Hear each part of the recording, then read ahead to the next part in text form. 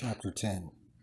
And the Lord said to Moses, Go into Pharaoh, for I have hardened his heart, and the heart of his servants, that I may work these my signs in him.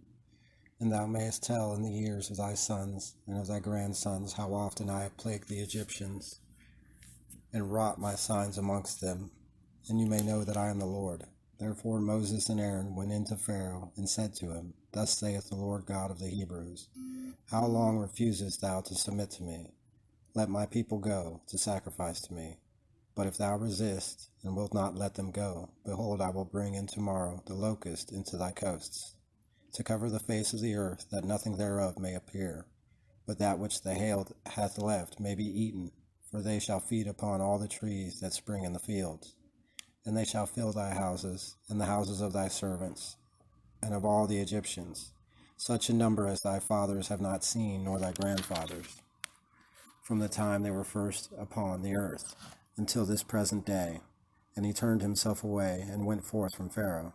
And Pharaoh's servants said to him, How long shall we endure this scandal? Let the men go to sacrifice to the Lord their God. Dost thou not see that Egypt is undone? And they called back Moses and Aaron to Pharaoh. And he said to them, Go, sacrifice to the Lord your God. Who are they that shall go? Moses said, We will go with our young and old, with our sons and daughters, with our sheep and herds, for it is the solemnity of the Lord our God. And Pharaoh answered, So be the Lord with you, as I shall let you and your children go. Who can doubt but that you intend some great evil? It shall not be so, but go ye men only, and sacrifice to the Lord, for this yourselves also desired.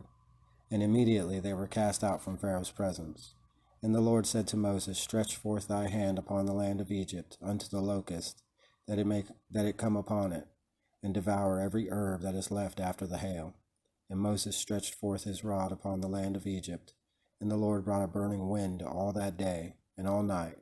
And when it was morning, the burning wind raised the locusts, and they came up over the whole land of Egypt, and rested in all the coasts of the Egyptians, innumerable.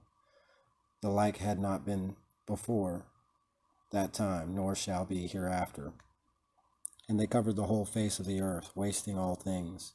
And the grass of the earth was devoured, and what fruits soever were on the trees, which the hail had left. And there remained not anything that was green on the trees, or in the herbs of the earth in all Egypt. Wherefore Pharaoh in haste called Moses and Aaron, and said to them, I have sinned against the Lord your God, and against you. But now forgive me my sin this time also, and pray to the Lord your God, that he take away from me this death. And Moses, going forth from the presence of Pharaoh, prayed to the Lord.